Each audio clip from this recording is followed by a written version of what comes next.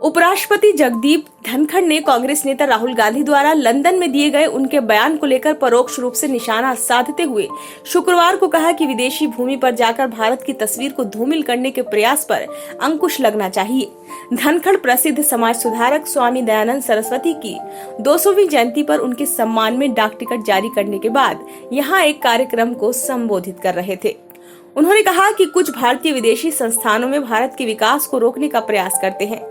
उन्होंने आजादी के बारे में स्वामी दयानंद के विचार और विदेशी शासन के प्रति उनके प्रतिरोध का हवाला दिया तथा भारत और उसकी लोकतांत्रिक संस्थाओं की छवि को धूमिल करने के लिए विदेशों में की गई कथित टिप्पणियों को लेकर नाराजगी भी जताई।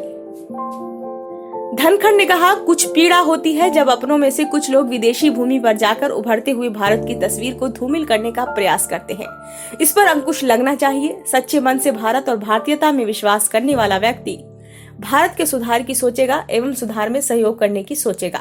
हो सकता है कि कमियां हो, उन कमियों को दूर करने की सोचेगा, पर विदेश में जाकर नुक्ताचीनी करना ये अच्छी बात नहीं। विदेश में जाकर संस्थाओं के ऊपर घोर टिप्पणी करना हर मापदंड पर अमर्यादित है। उन्होंने कहा कि एक समय था जब संस्थानों के नाम कुछ चुनिंदा लोगों के नाम पर रखे जाते थे और यह आभास होता था कि देश में महान हस्तियों की कमी है। उन्होंने कहा कि प्राचीन काल से ही भारत ऋषि मुनियों का देश रहा है।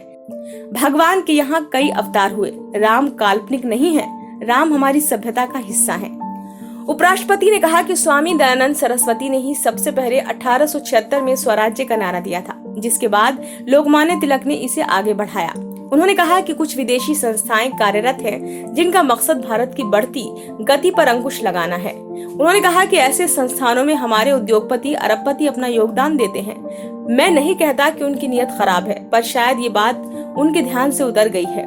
करोड़ों के योगदान की वजह से वहाँ अपने ही कुछ लोग इस प्रकार के कार्यक्रम की रचना करते हैं कि हम भारत को धूमिल कर दें। धनखड़ ने कहा कि उन संस्थाओं के अंदर कई देशों के विद्यार्थी और अध्यापक हैं, पर ये अनुचित कार्य हमारे ही कुछ लोग क्यों करते हैं, किसी और देश के लोग क्यों नहीं करते हैं। ये सोच चिंतन का विषय है। उन्होंने कहा कि स्वामी दयानंद ने अपनी रचनाओं के जरिए भारतीय जनमानस को मानसिक दासत्व से मुक्त कराने की पूर्ण चेष्टा की और इस अमृत कालखंड में स्वामी जी की आत्मा प्रसन्न होगी कि विदेशी शासकों का ये दासत्व खत्म हो चुका है। धनखड़ ने संस्कृत को बढ़ावा दिए जाने पर जोर दिया और कहा कि दुनिया में संस्कृत का कोई मुकाबला नहीं है और एक तरीके से ये अनेक भाषाओं की जननी है और हम अपनी जननी को मिटने नहीं दे सकते।